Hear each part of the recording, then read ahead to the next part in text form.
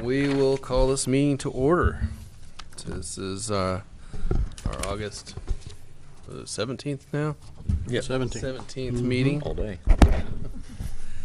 All right, start with a roll call. Kirsten, do you want to start us off? Yep. Kirsten Bender, Tyson Bean. Bill Schnauber. Brian Lindeback. Lynn Heath. All right, and we have some minutes from July 18th, our last meeting.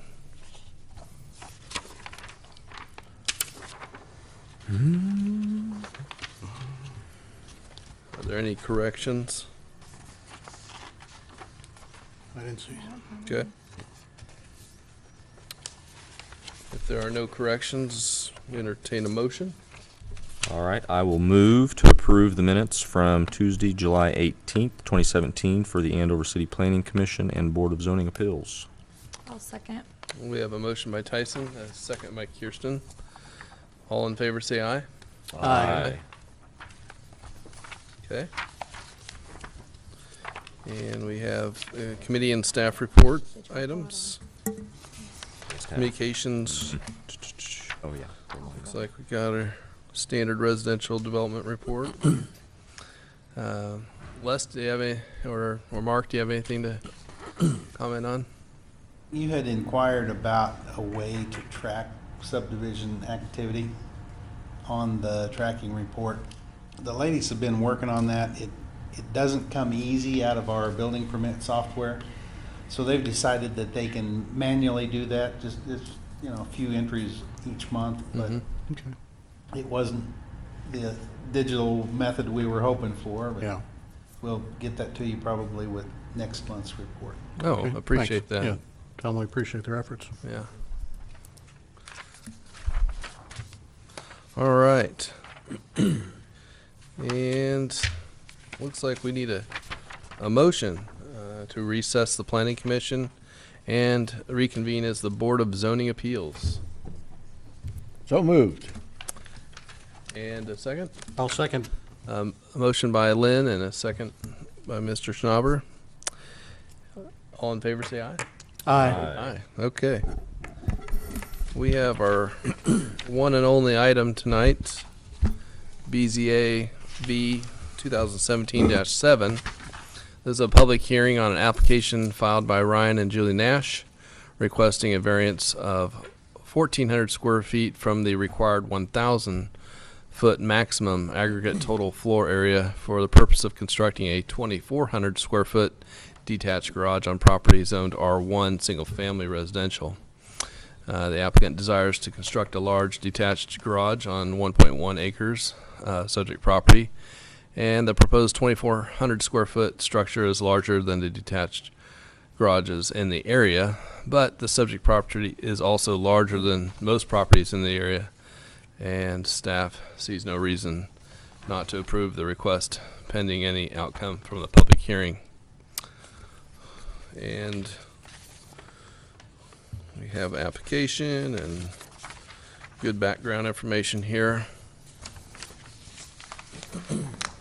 What's the size, do we have any idea what the size of some of those other property, I mean, not the properties, but the buildings are? Because this is a huge building, that's one. Lynn, I was having that same thought and looked at the aerial photo that we provided. It doesn't show those, but I know. there are some in that area that approach or maybe even exceed 2,400 square feet, just across on Murdoch Street and 8th Street.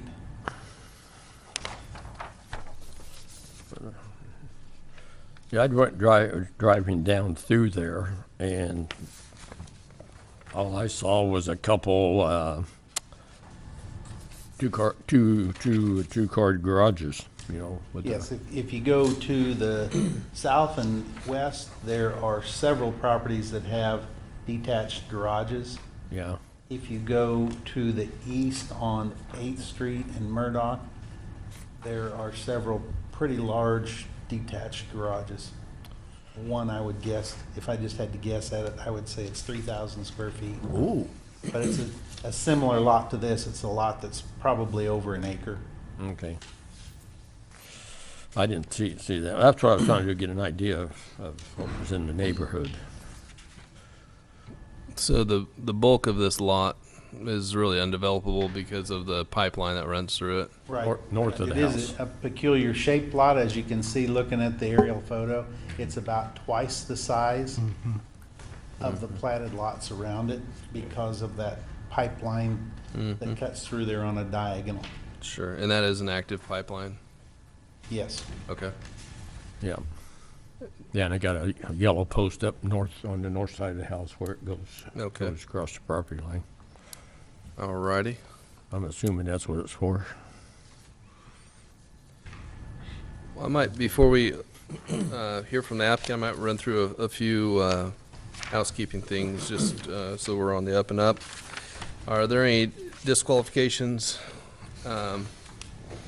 If anybody have a reason to disqualify themselves? None here. Okay. Alrighty. And this property was published in the Butler County Times Gazette on July 22nd, 2017, and notices were mailed to the applicant and 9 owners of record of real property in the area of notification on July 19th, 2017. The record shows that at least 20 days has elapsed from the publication and the mailing date and the hearing date. Unless any evidence is contrary from anyone present, I'll declare that proper notification has been given. And I'll add that, there was notification put on the front door of the change in our meeting tonight, so. Oh, okay. And there's no ex parte communication on this? No. Okay. Nope. All right. Well, thank you. So we're now looking at the case information here.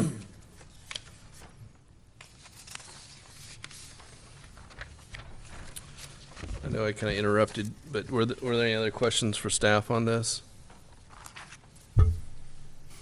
Not here. Okay. All right. I'll wait for the next. Okay. At this time, I'll ask the applicant to come forward to the microphone if you need and share with any new information or beneficial information.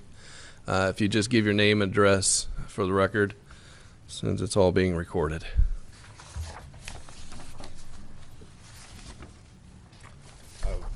Ryan Nash at 726 Prosperity Lane, Andover, Kansas. And Take that mic and move it up a little bit since you're such a big fella. There you go. I've pretty much drawn up everything and found out everything I could Yeah. there, especially the pipeline and everything. I bought the property originally to build on the lot, but the pipeline was not disclosed in the degree when I bought the property. So that was a Bummer. bummer. Yeah.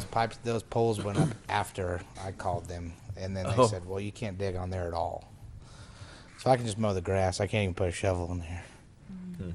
This building, it's, 2,400 square feet. How much taller will it be than your house? I think see my house is probably, I think I don't know. I'm going with 14-foot sidewalls because I drive a 1-ton van, which is outside, and I have to have the bigger doors. Like no vehicle that I drive can actually fit besides my wife's car in the garage we have now. So that's why I went with a 14-foot sidewall, just to make sure I can get in there because my van alone is about 9 foot tall, with the ladders on top and everything. 10-foot door at least, huh? At least, yeah. I'm just trying to think of what it would look like in the neighborhood to have a building that big. And you do or do not have a homeowners association? No, there's no homeowners Okay, association there. that's good. But I've talked with the neighbors and everything. They've just built a building on the corner behind the house there. I'm not sure how big it is. I think it's probably 40 by 20. Probably something around there. Pole barn. Now, what, the reasoning for this being so big, if you're just wanting to park your vehicles in there, you're gonna plan on doing work in there, or? Yeah, no business or anything. I'm a carpenter by trade. I do finish carpentry and build furniture on the side. It's pretty much why we moved out of the city, to get a bigger property so that I could eventually build a shop and Okay. start building that thing. And so,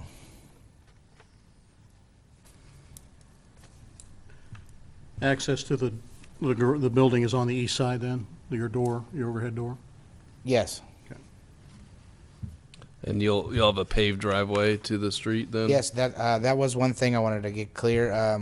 When I was doing all this, someone told me that Butler County no longer allows two accesses into your property. I don't know if that's the way it is in Well, I know Dover. they're restricted on how wide one can be, because I got caught on that. But, there's a number of But them that like have it could two be another accesses. approach. I could put another approach from the yard as long as I put a culvert in.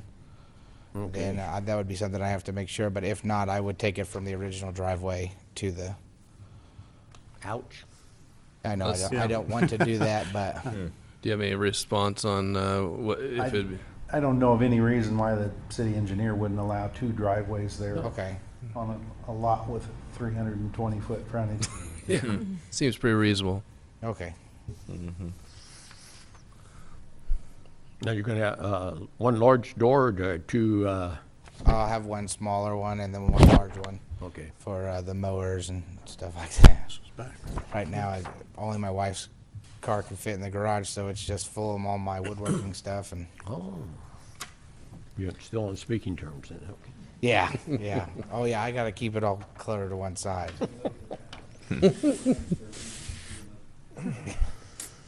Have you had any communication with your neighbor to the south?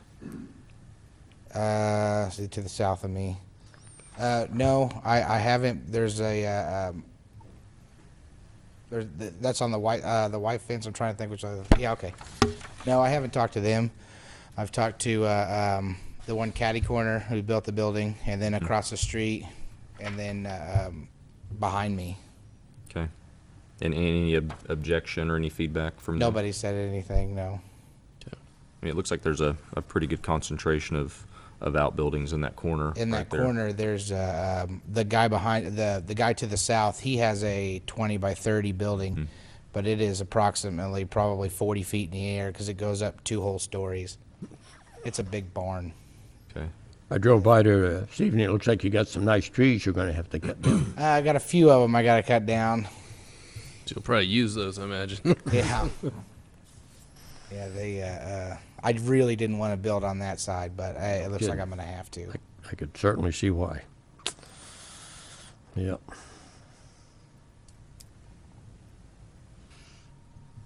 Is there a reason why you wanted to go so far off the street? If you wanted to save some of those trees, just out of curiosity. I'm not gonna. I'm only gonna be saving one Okay. if I do that. But also just to keep the look the same. It's gonna be flush with the front of the house, Gotcha. so it'll look nice. I mean, I'm not. I mean, it's not gonna be a junky building. Yeah.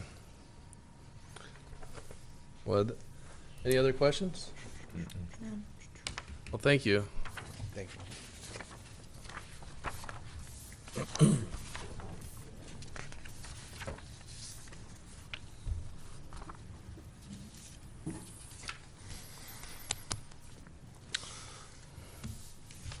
Well, at this time, I'll open it up to public comment, and seeing no one here, we'll go ahead and close that. Sounds good. Alrighty. Okay. Now this looks to be a pretty cut and dry case to me. I think looks like all due diligence has been done. We do have some particulars we have to go through. 4 items of evidence that demonstrate that, and then some specific conditions that we have to review. If everybody is ready for that, Okay. I'll take it off and take off with this. Okay, number 1. The particular physical surrounding shape and topographical condition of the specific property involved would result in the practical difficulty or unnecessary hardship upon the owner, leasee, or occupant are distinguished from a mere inconvenience if these provisions of these regulations were literally enforced. And I think because the subject property is an extremely large 1.1 acre lot, 66 foot wide pipeline bisects the property diagonally, that these are mitigating factors that we should consider this case. Number 2, the request for the variance is not based exclusively on the desire of the owner or leasee or occupant to make more money out of the property, and I don't think that's the situation here, because the applicant desires to have a larger garage. Number 3, the granting of the variance will not materially be detrimental or injurious to other properties or improvements in the neighborhood in which the subject property is located. And I think, again, because same as number 1, because the subject property is an extremely large 1.1 acre lot with a large pipeline easement running through it. Number 4, the proposed variance will not impair adequate supply of light and air adjacent to the property, substantially increase congestion of public streets, roads, or increase the danger of fire or endanger public safety, or substantially diminish or impair the property values within the neighborhood. I think for all the same reasons we just discussed on items 1, 2, and 3, this meets the evidence. So we have some specific conditions here as well. Item 1, that the variance requested arises in such a condition which is unique to the property in question, which is not ordinarily found in the same zoning district, and is not created by an action or actions of the property owner or applicant. I think the pipeline is certainly a mitigating factor, as well as the extremely large lot that's actually larger than the neighboring lots due to the pipeline. So we have item number 2, that granting of the variance will not adversely affect the rights of adjacent property owners or residents. And I think, again, because of the same things we've been talking about, but also I'd say that since there's no one here to rebut the case either, is another good reason that we can support this. Number 3, that the strict application of the provisions of these regulations from which a variance is requested will constitute unnecessary hardship upon the property owner representing the application.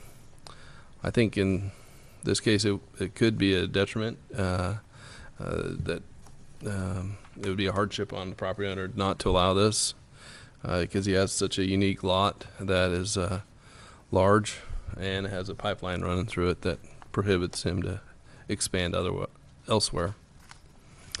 Number 4, the variance desired will not adversely affect the public health, safety, or morals, or order, or convenience, prosperity, or general welfare. And I think for all the reasons we've stated previously. And number 5, that granting this variance desired will not be opposed to the general spirit and intent of these regulations. And I don't believe that would, given the size of this property, I don't think it would be out of question to allow this. So we've heard that.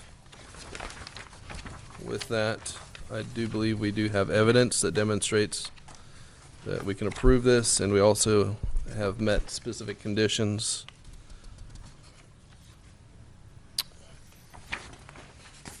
Any further conversation on this?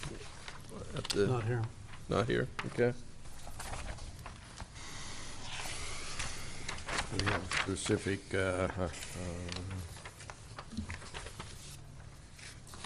do you call them, motions that we have to make on Board of Zoning Appeals report here. Mm-hmm.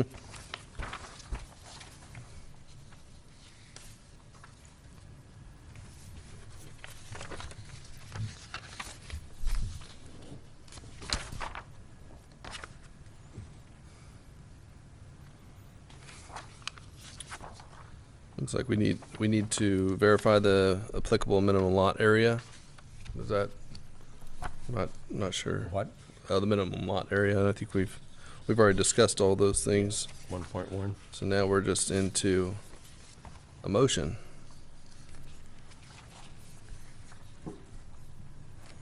Unless there's a specific, I think as far as the specifics, there's, we can just number, all the numbers, Yeah. support the case. Yep. You want those listed? Yeah, we might as well.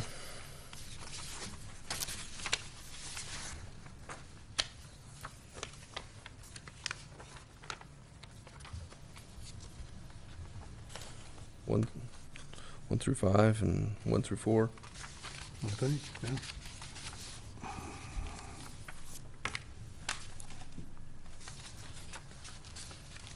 Okay. Okay, having discussed and reached a conclusion or findings of fact, the variance report, I call for a motion. And we can, as requested or as modified, but seems reasonable to, as requested seems appropriate here. Having considered the evidence at the hearing and determined that the findings of fact in the variance report have been found to exist that support all the 5 conditions set out in Section 10-107D1 of the zoning regulations and KSA 12-759E of the state statutes, which are necessary for granting of a variance, I, William Schnauber, move that the chairperson be authorized to sign a resolution granting the variance for case number BZA V 2017-07 as requested. Subject to the conditions listed, 1 through 4 and 1 through 5. Did I cover it? Yep, I think so. I'll second that. Well, we have a motion by William and a second by Tyson. All in favor, say aye. Aye. Aye. Okay. We have a few little closing remarks. A resolution will be prepared and made available to the applicant by the August 31st, 2017. If anyone is aggrieved by this decision, a further appeal can be made to district court to determine its reasonableness within 30 days after the resolution is signed and filed with the zoning administrator. And thank you. Thanks, Ryan. You're welcome. Thank you. Make a motion, we adjourn the Board of Zoning Appeals and reconvene the Planning Commission. I'll second that. We have a motion and a second. All in favor, say aye. Aye. Aye. Aye. Okay, I think that concludes the normal business, member items. Me? Nope. Nothing here. All's quiet here too. Motion to adjourn. Make a motion to adjourn the meeting. Second. A motion by Lynn and a second by Kirsten. All in favor, say aye. Aye. Aye. I'm glad all 5 of you could show up. All 4 of you. Oh, you bet. Absolutely.